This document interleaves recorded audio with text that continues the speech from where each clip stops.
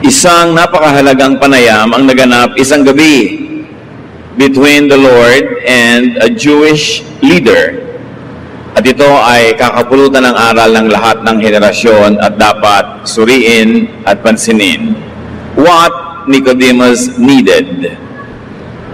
Yan po ang pamagat ng ating pag-aaral na siyang kailangan din naman ng lahat ng tao. Salamat po, Panginoon, sa pagkakataon na maaari kaming lumapit sa inyo upang magpaturo. Akayin niyo po kami turuan, papagliwanagin niyo po ang aming isip, at nawa ang aming katawan, ang aming espiritu, ang aming emosyon. Lahat ng ito ay maipasakop namin sa inyo at kayo maghari. Lead us, teach us. In the name of Jesus we pray with thanksgiving. John 3:1-2, one of the most famous chapters of the New Testament. There was a man named Nicodemus who was a Pharisee and a Jewish leader. One night he went to Jesus and said, "Sir, we know that God has sent you to teach us. You could not work these miracles unless God were with you." So itong si Nicodemus was a Pharisee, a Jewish leader, a religious, and a political figure. Nicodemus and some others like him recognized Jesus as teacher, sent by God, favored by God. Magandang introduction, nilinaw agad ang paninindigan nitong si Nicodemus. Siya ay pumunta kay Jesus dahil siya ay naniniwala, nananalig. Siya ay marunong, siya ay isang religious and political leader, bukas ang isip at may access sa maraming karunungan. John 3:3, Jesus replied, "I tell you for certain that you must be born from above before you can see God's kingdom." This is one of the most, if not the most important teachings of Jesus. At dapat pansinin, lalo na nag-aakalang alam na nila ang laman nito, dapat suriin muli. Matapos magpakilala si Nicodemus at sinabi niyang naniniwala siya kay Jesus, agad-agad nadinala ni Jesus ang usapan sa mahalagang bagay. Jesus plunges into the topic, the issue of the moment. Sabi niya, unless a man is born again, he cannot see the kingdom of God. Born from above, born again, the same thing. So what is required before one could see God's kingdom? Ang pinakamahalaga sa lahat, makita, makilala, maranasan, matanggap, mapagharian ng kaharian ng Diyos, ng God's kingdom. Pero sabi niya, maliban na lang ikaw ipanganak na muli, ipanganak ka mula sa kaitaasan, ay hindi mo makikita, wala kang pag-asang makita ang kaharian ng langit. God's kingdom could mean heaven or salvation after earthly life. And of course, it can also mean salvation during earthly life. Kaligtasan mula saan? Kung kaligtasan sa kabilang buhay, ay kaligtasan mula sa impyerno, sa pagkakabulid sa walang hanggang kaparusahan. At kung kaligtasan dito sa buhay na ito, therefore salvation from deception, from vexations, and from hardships in the world. Mga kabaligtaran ng ibinibigay ni Jesus, truth, peace, rest. Pero ang naghahari sa buhay ng tao ay deceptions, vexations, kaguluhan, kalituhan, at pagdurusa. Ang mga Hudyo, lalong-lalo ang mga Pharisees, ay naniniwala na nasa kanila na ang kaharian ng Diyos. Nanatagpuan na nila, sa katunayan naniniwala silang bukod tanging ang lahi nila ang binigyan nito at mayroon ng kapaghahari ng Diyos o kaligtasan. Jesus says Nicodemus' racial, national, and religious identities are not enough to enable him or anyone to see God's kingdom. At yun ang nakakagulantang sa usapang naganap. Naniniwala ang mga Hudyo na dahil apo sila ni Abraham, sila'y pinagpala, piniling lahi, ligtas na sila at sila lang ang ligtas. Pagkatapos darating itong si Nicodemus na napakarunong, leader ng relihiyon, leader ng sambayanan, sasabihin ni Jesus, alam mo, liban na lang na ikaipanganak na muli, liban na lang na you are born from above, hindi mo makikita ang kaharian ng Diyos. So sinabi ng Panginoon na ang iyong pagiging Israelita o ang iyong lahi, ang iyong nationality, maging ang iyong religious identity, religious position, religious membership ay hindi sapat para makita mo ang kaharian ng Diyos, para pagharian ka ng Diyos. That must be a shock for Nicodemus. As he was, despite his credentials, he was not good enough. He was not ready and able to see God's kingdom according to Jesus. Sobrang nakakagulat marinig ang ganitong bagay. Tapos maririnig mo kay Jesus na pinaniniwalaan mo, na galing sa langit, padala ng Diyos Ama, pinatutunayan ng mga himala na kanyang ginagawa. Tapos ito ang sasabihin sa iyo, hindi ka sapat pag hindi ka pa ipinapanganak na muli mula sa kaitaasan. John 3:4-5. Nicodemus asked, "How can a grown man ever be born a second time?" Jesus answered, "I tell you for certain that before you can get into God's kingdom, you must be born not only by water, but by the Spirit. Humans give life to their children, yet only God's Spirit can change you into a child of God." One of the best and clearest translations of these two verses are given by the Contemporary English Version, which we have just read. Sabi ni Nicodemus, paano naman na ang isang matanda ng tao ay ipapanganak pa pangalawang beses? At ang sagot ni Jesus, tinitiyak ko sa iyo na bago ka makarating sa kaharian ng Diyos, bago mo makita ang kaharian ng Diyos, bago ka pagharian ng Diyos, kailangan ipanganak ka hindi lang sa tubig. Alam niyo, pag ipinapanganak ang tao, may kasamang tubig. Kaya pag pumutok na yung patubigan na sinasabi, ayan, lalabas ang bata. Kasi may kasamang tubig talaga yan. So ang tinutukoy dito ni Nicodemus, paano naman ako ipapanganak na muli ng nanay ko? Ang laki-laki ko na, ang tanda-tanda ko na. At sinabi ni Jesus, hindi lamang at hindi sapat na ipanganak ka by water o sa tubig. Hindi sapat ang natural birth. Ang mga tao, pag nanganak, tao rin lang ang ipinapanganak nila.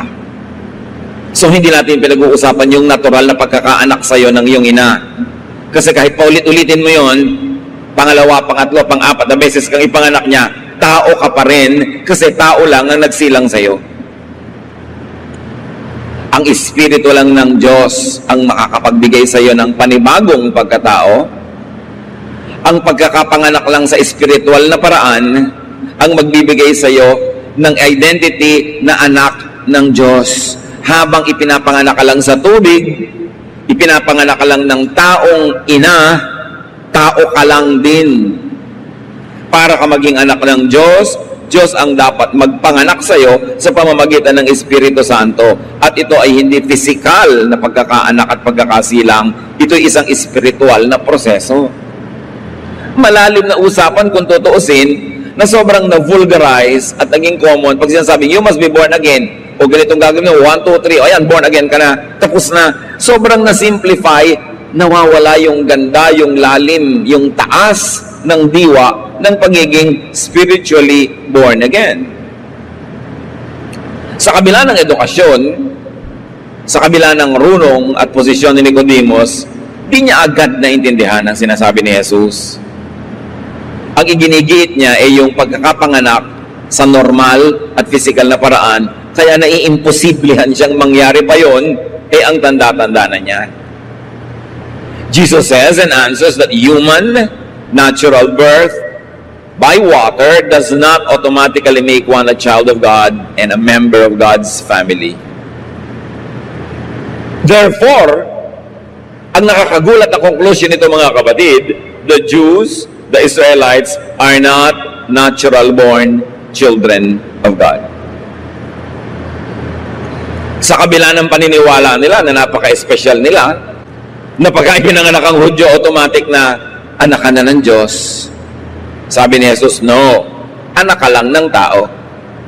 Pero liban na ipanganak kang muli, hindi ka magiging anak ng Diyos na walang natural born citizen of heaven. It is a process that must be done with the full knowledge, consent of the individual, and with the blessing of God the Father in heaven through the Holy Spirit. Pinakamataas, pinakaimportanteng theology sa Biblia ito, nagaganap sa verses na ito, sa usapan na ito. Kasi kahit anong pagiging relihiyoso mo, kahit anong salihan mong lahi o relihiyon, sabi ni Jesus, pag di kay pinanganak na muli, hindi ka makakakita, hindi mo matatagpuan ang kaharian ng Diyos. Di ba yun ang pinakamahalagang turo? Jesus was not talking about human or natural birth, but a spiritual birth ushered by no less than the Spirit of God.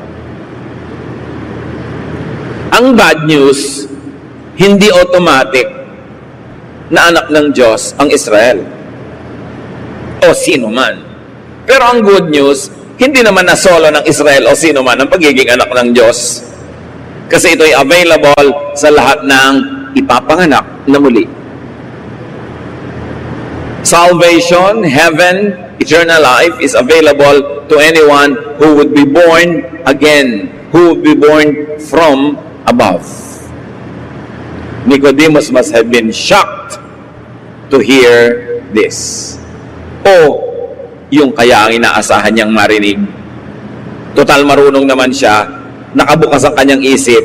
Inaasahan niya sigurong may maririnig siyang kakaiba, bagamat di niya alam kung ano yun. At gayon, nadinig niya, at salamat, nadinig din natin. Kaya dapat natin ngayong ilagay ang sarili natin sa posisyon ni Nicodemus, para kung ano man ang napala niya sa usapang yon, mapala din natin. Kung ano man ang ibinuti para sa kanya ng naging usapan, ay ikabuti rin natin. Nagpatuloy ang Panginoong Hesus sa pakikipag-usap kay Nicodemus, John 3:7-8. Don't be surprised when I say to you that you must be born from above. Only God's Spirit gives new life. The Spirit is like the wind that blows wherever it wants to. You can hear the wind, but you don't know where it comes from or where it is going. So here, Jesus emphasizes that only God's Spirit gives new life. Not racial, not national or political, not even religious identity. Panghawakan nyo ito at unawain, mga kapatid, dahil marami tayong nadidinig ng mga katuruan na para ka maligtas, sumali ka sa ganong relihiyon, sumali ka sa ganitong grupo, gawin mo ito, gawin mo yon. Sinabi ni Jesus, ang Diyos lang, siya lang ang nakakapagbigay ng buhay na walang hanggan, siya lang nakakapagbigay ng kapanganakang muli. Hindi membership, hindi costume, hindi namamanang relihiyon sa magulang o kanino paman. Kailangan ang personal na paghahanap nito, personal na paghingi at personal na pagtanggap, at kailangang ibigay ng Ama sa Langit itong status na ito na ikaw ay maging anak niya. John 3:9, how can this be? Nicodemus asked. How can this teaching, so against tradition and so against everything else we knew, how can it be? Natural lang na tanong. Sabi, paano nangyari yun? Paano na yung dati naming mga alam? Paano na yung pinanghahawakan namin? How can this be done? How can this be effected or operationalized in one's life? Paano ma-born again?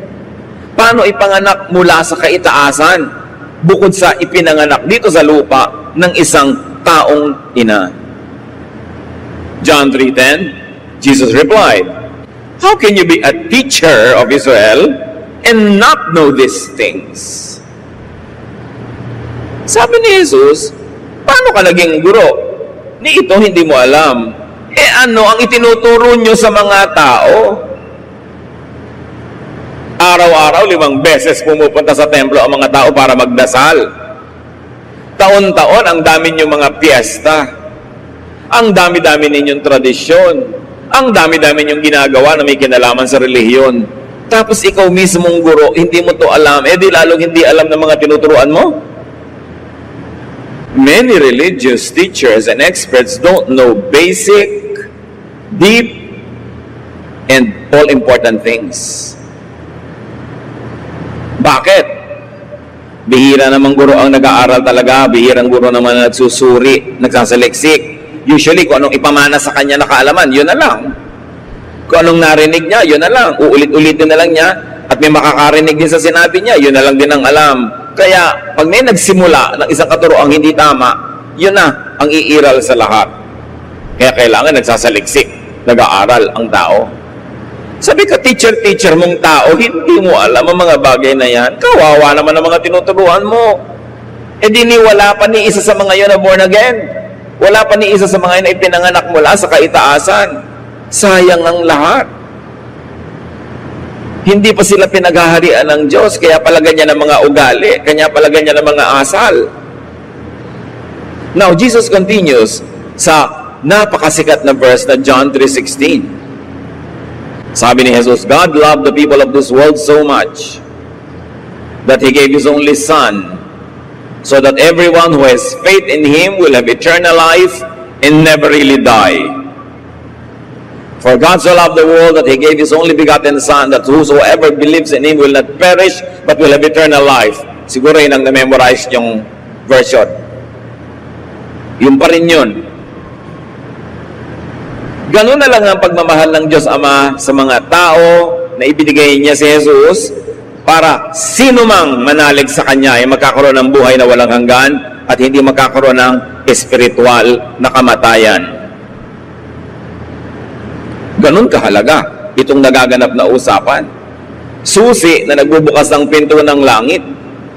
But to the ears of someone like Nicodemus, learned as he was, but uninformed, this was very revolutionary. Salvation is by faith in God's Son, not by racial or national identity. Salvation is for everyone who believes, not for Jews only. At lalong-lalo hindi para lang sa mga specific members ng specific religions. Ang buhay na walang hanggan, ang kaligtasan ay para sa sino mang mananalig kay Jesus. Ano man ang kanyang lahi, ano man ang kanyang nationality, at ano man ang kanyang religious affiliation. Jesus is above religion, above nation, above family, above culture. Jesus is for all. Kaya masyadong bago sa pandinig nila dahil gustong-gusto nilang sila lang yung anak ng Diyos eh. John 3:17-18, God did not send His Son into the world to condemn its people. He sent Him to save them. No one who has faith in God's Son will be condemned. But everyone who doesn't have faith in Him has already been condemned for not having faith in God's only Son. Ang linaw. Ipinadala ng Ama ang anak sa mundo, hindi para usigin ang mga tao, kundi para iligtas sila. At wala ni isang taong naniniwala sa anak ng Diyos ang mapapahamak. Pag naniniwala ka kay Jesus, hindi mapapahamak ang espiritu mo. And yet, many religious groups, many of them Bible-based, insist na pagka sa kanila ka lang kasama, doon ka lang hindi mapapahamak. Kahit saan ka naroon, kahit kanino ka kasama, personally naniwala ka kay Jesus, tinanggap mo siyang Panginoon tagapagligtas, hindi ka mapapahamak. Napakasarap isipin yun, hindi yung sinosolo lang ng iba, kailangan sumali ka pa sa kanila. Paano kung sa hinabahaba ng buhay mo, hindi mo sila natagpuan? Paano kung hindi ka napayagan ng mga circumstances ng iyong buhay na maging member nila? Dahil ayaw kang payagan ng asawa mo, ayaw kang payagan ng magulang mo, o wala naman silang church sa iyong barangay, paano ka na? Pero si Jesus fills heaven and earth with His glory. And Jesus is only a prayer away. And people can always believe in Jesus no matter what circumstance they are in. Siyempre, kung naniwala ka na tumanggap ka na kay Jesus at kaya mo naman at malaya kang gawin, mabuting humanap ka ngayon ng congregation na talagang nagtuturo ng turo ni Jesus, nagtuturo ng kaligtasan sa ngalan ni Jesus at ginagawa ang mga ginagawa ni Jesus. Napakagandang bonus yun na dagdag sa iyong eternal life. Pero kung hindi ka man nagkaroon ng ganong pagkakataon dahil kapuspalad ka at wala kang ganong kakayanan, ikaw ay nagkaroon ng pagkakakilala kay Jesus, tumanggap ka at naniwala ka, hindi ka mapapahamak sa kawalang hanggan sa kabilang buhay. The Son is the only way. Kaya napakahalaga mga kapatid na ituro natin ang mga bagay na ito. Hindi yung ituturo mo agad sa mga kamag-anak mo, wasakin ang kanilang mga rebulto. Kahit ubusin mo rebulto nila, pag hindi sila tumatanggap sa Panginoon, bali wala. Hindi ituturo mo agad na ilubog mo 3 beses sa pinakamalalim na dagat para mo maibaptize. Hindi ituturo mo agad na tumigil siya ng kanyang pag-inom o huwag siya magpatato. Ituturo mo agad na magpahaba siya ng buhok o magpagupit. Mga ano na yun, palabok, icing. Pero baliwala ang lahat kung yung tao hindi born again. Kung hindi siya ipinanganak na muli, hindi siya paghaharian ng Diyos, kahit matagtad ang kanyang katawan at buhay sa mundo ng mga costume, mga ritual at activities ng religion. Dapat siyang ipanganak na muli. At ang mga anak ng Diyos na nakakaalam nito at ipinanganak ng muli, paano natin naaatim na makatulog ng mahimbing na may mga mahal pa tayo sa buhay, mga kamag-anak na di pa nadidinig ito at hindi natin nasasabihan? Sari-sari ang mga napag-uusapan sa buhay, sports, artista, weather, pero napag-uusapan ba, nasasabi ba natin, ikaw ba talaga nagkaroon na ng pagkakapanganak mula doon sa kaitaasan? Kuminsan, hindi na rin laging magandang gamitin yung word na born again kasi nagkaroon na ng napakaraming negative association dahil sa napakasamang asal ng maraming born again na nakasira tuloy sa ideya ng pagiging born again. Mga born against, sabi nila, walang ginawa kundi mangontra, walang ginawa kundi mang-correct ng mga tao, walang ginawa kundi manakit ng damdamin ng mga nasa dati pang relihiyon, wala tuloy madala sa Panginoon. Kaya pag ginagamit mo isa ng word na to, allergic na sa iyo yung mga tao. Kaya yung mga ibang mga bagong versions ng Bible, hindi na ginagamit yung exact word na yon, kundi yung katumbas, to be born from above. Parang sa maraming mga tribo sa mga kabundukan, missionary ka, huwag mo sasabihin Christian ka. Kasi ang pangit ng tingin nila sa Christian, dahil sa kanila, yung mga Christian ay yung mga lowlanders na nagla-land grab, nangaagaw ng mga lupa, nagsasamantala sa kanilang kamangmangan, pinagsasamantalahan sila, pinagtatawanan sila, nilalait sila. Sa kanila, yun ang ibig sabihin ng Christian. Kaya mag-iingat din tayo dahil na dudumihan, namamantsahan yung pangalan ng Panginoon pag mali ang paggamit natin. Gulat na gulat siguro itong Nicodemus na ito sa sinabi sa kanya ni Jesus. John 3:19-21 sa pagpapatuloy, "The light has come into the world, and people who do evil things are judged guilty because they love the dark more than the light. People who do evil hate the light and won't come to the light because it clearly shows what they have done. But everyone who lives by the truth will come to the light because they want others to know that God is really the one doing what they do." So sabi ni Jesus, alam niyo yung mga sa dilim, ayaw niya lumabas sa liwanag, nasisilaw yan, at ayaw nilang makita ang mga kadilimang bumabalot sa kanilang buhay. But evil or darkness here is not always about the usual sins like immorality, murder, wickedness.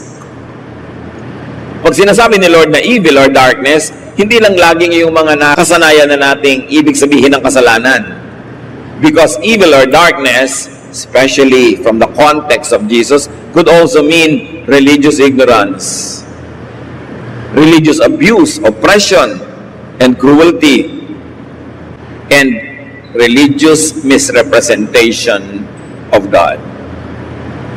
Dalawang klase ang kasalanan, dalawang klase ang kadiliman.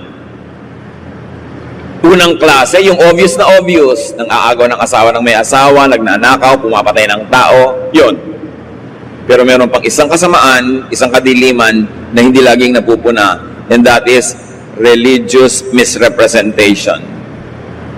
Pagliligaw ng mga tao sa paraang relihiyoso. Nalibang sila, akala nila'y tama na sila, naubos ang buhay nila sa relihiyon, namatay na lang sila, hindi pa pala sila na ipapanganak na muli, nadaya. Yun ang pinakamalaking kadiliman na hindi halata kasi nagkukubli sa likod ng relihiyon. Akala mo'y tama na.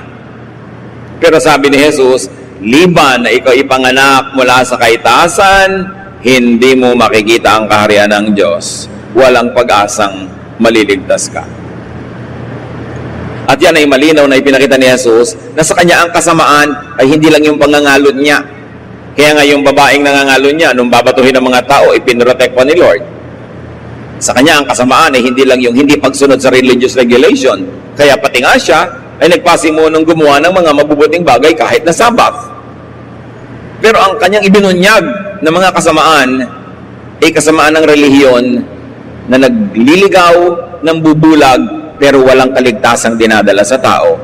Kaya ang pinakamarami niyang mga binatikos ay ang mga relihiyoso. Hindi yung mga lasenggo, hindi yung mga adulterers, hindi yung mga kung ano-ano. Although hindi naman niya kinonsinte. Pero ang talaga pinagalitan niya, yung mga religious people na nakakaligawan turo, nakakalibang, nakakaaliw, nakakabangag, akala mo okay ka na, lasing ka lang pala. Pero pag nagising ka sa kabilang buhay, hindi ka pala ligtas. Sabi niya sa Matthew 23:2, Jesus said to the crowds and to His disciples, the Pharisees and the teachers of the law are experts in the law of Moses, but don't do as they do. Matthew 23:4-5, they pile heavy burdens on people's shoulders and won't lift a finger to help. Everything they do is just to show off in front of others. So niya, huwag niya siyang matutularan, pinahihirap lang nila ang buhay ng mga tao, wala naman silang ginagawa kundi magpasikat lamang. Matthew 23:33, you are nothing but snakes and children of snakes. How can you escape going to hell?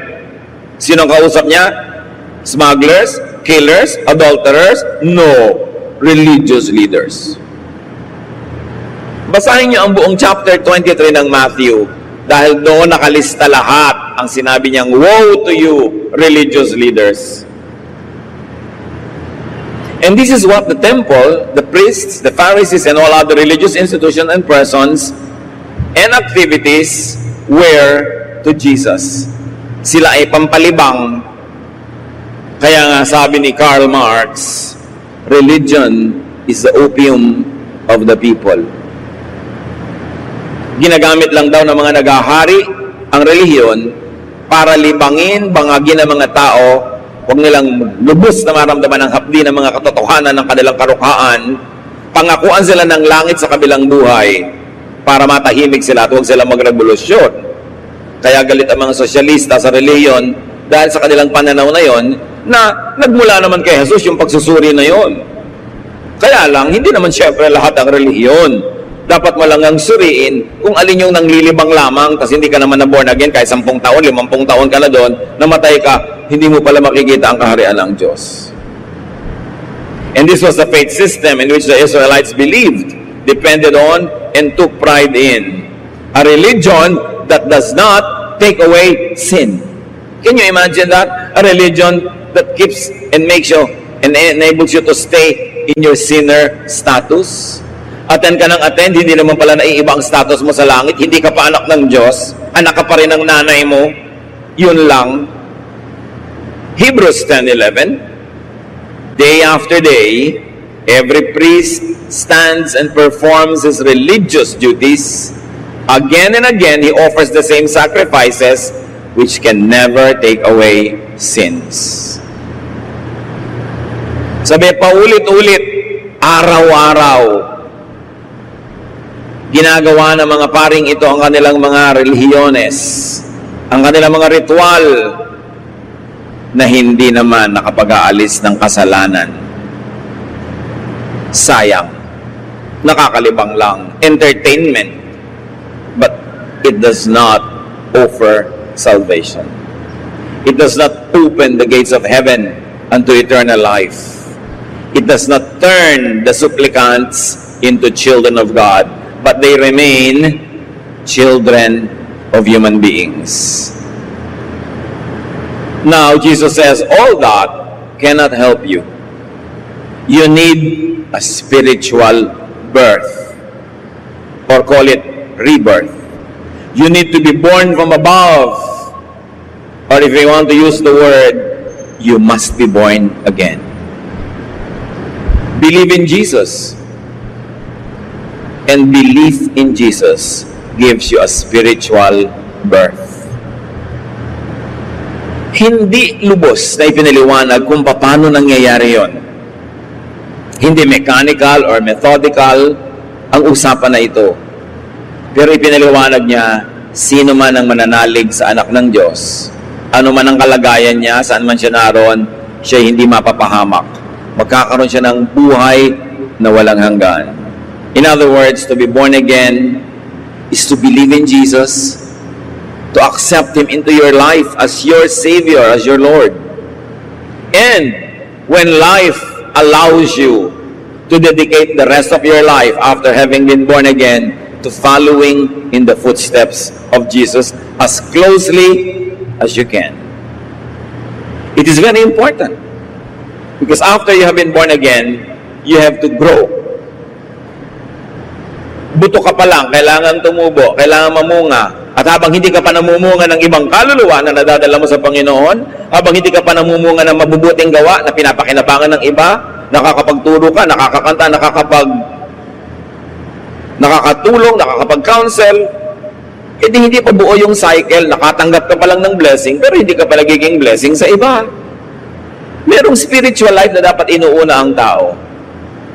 At si Nicodemus, napakaganda ng ginawa niya. Sa kabila ng mataas niyang ranggo, mataas niyang kalagayan sa lipunan, nagpakumbaba siya, nagpunta siya kay Jesus, kinilala niya ang pangangailangan niya, naturuan tuloy siya ng pinakamahalagang katuruan sa lahat. Ang tanong, kayo ba mga kapatid born again na? Salamat Panginoon sa mga anak na ito na kumikilala ng katuruan ni Jesus na kailangang si Jesus ay tanggapin sa buhay. Siya'y paniwalaan at kailangang magpaligtas sa Kanya. Lord, give all the favor, all the blessings that are reserved for those who will accept your Son as Savior and Lord, to those who will admit that they want you in their lives and that they want to see your kingdom. Hindi namin abot ang taas, ang lalim, ang lawak ng katuruang ito, pero sa kayang gawin, nagpapasakop kami.